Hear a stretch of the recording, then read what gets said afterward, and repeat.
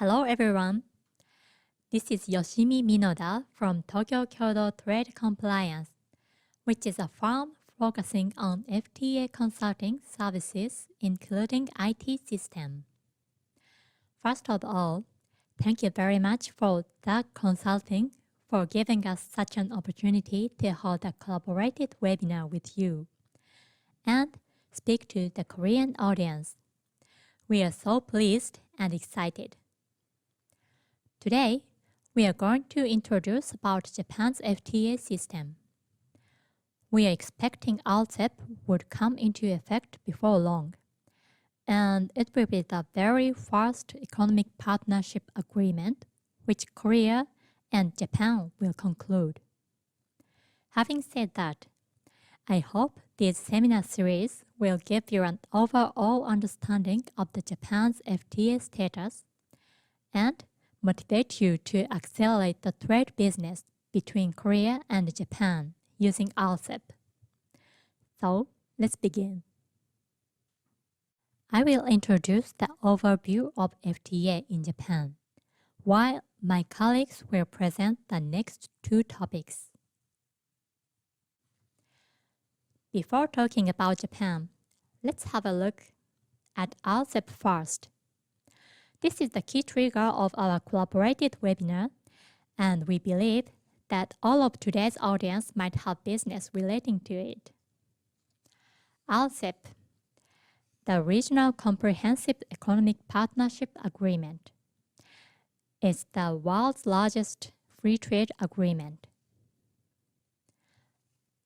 It consists of 15 countries, including Japan, Korea, China, Australia, New Zealand, and 10 ASEAN countries.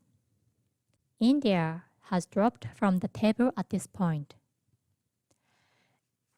It includes 30% of the world's population, 30% of global GDP, 30% of global trade. It was signed last November and are under domestic process of ratification in each signed country. So far, only 3 of the member countries have ratified, including Japan, as of October 1st, 2021. And we are looking forward Korea to ratify as well soon. Next, how is RCEP important to Japan? Please look at the circle graph. It shows the ratio of Japan's total trade value by partner countries, and RCEP takes up almost 50% of the whole portion. It is remarkable. Plus, as I mentioned in the beginning, RCEP is the very first economic partnership agreement which Japan will conclude with Korea and China. Both Korea and China account for 30% of Japan's entire trade value. In this sense, we expect that those who have never used FTAs, as their business is only with China or Korea, now could consider to utilize FTA, which is RCEP in this case, in the future. Now, let's look into our trade status by both export and import values. The left side shows Korean data, and the right side is Japanese one. I would like you to see these graphs diagonally. As you could see from the graph, in terms of export value from Korea to the world, Japan was the 5th largest partner to which Korea made an exportation. And with such an export value from Korea to Japan, you could see that Korea ranked the 5th among importing countries into Japan. Looking from the import side in Korea, Japan was the 3rd largest importing partner for Korea. From the Japan side, Korea was 3rd largest exporting partner. With the above data, We could conclude that Korea is one of the major partners for Japan in both importing and exporting, and vice versa. Let's move on the topic and focus on Japan. Japan has 19 effective agreements so far with 48 countries. In this map, blue star shows bilateral agreements with Japan, and orange ones are all multilateral agreements. RCEP has not yet come into effect, but we added in light orange, given it is one of today's topics for your ease of reference. Here, you can see the summary of the bilateral agreements. Our very first agreement was with Singapore in 2002, and the latest one is with UK. It started just this year. The next slide summarizes multilateral agreements.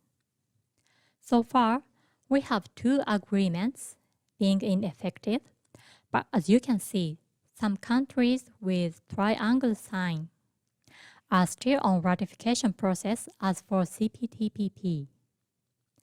As for RCEP, there are 3 countries already ratified, and we need 5 more countries from ASEAN and 1 more from non-ASEAN country to ratify until it will be into effect.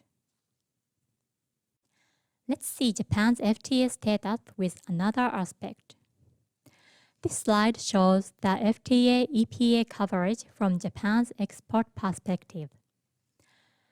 Before 2018, we already concluded 15 agreements, but its coverage was only 20.5%. However, after that, Japan concluded large-scale agreements such as Japan-EU, CPTPP, and the trade agreement between Japan and the US, TAG, one after another in 3 years. Considering FTA is an international treaty, it was quite short time but pushed up the coverage more than double. The ratio has increased over 50% by now. And once RCEP is to commence, we expect that it would boost the coverage to nearly 80%. As such, we think that the mega FTA era is coming. It means the increase of FTAs, especially large-scale ones, would bring the global companies more opportunity to take the benefit of duty reduction exemption by using FTAs. So each company may consider taking this advantage, and it might become a global standard to use FTAs strategically. With this, I would like to end my session here and pass to my colleague, Ms. Imamura, for her presentation of the next topic on origin certification in Japan. Thank you.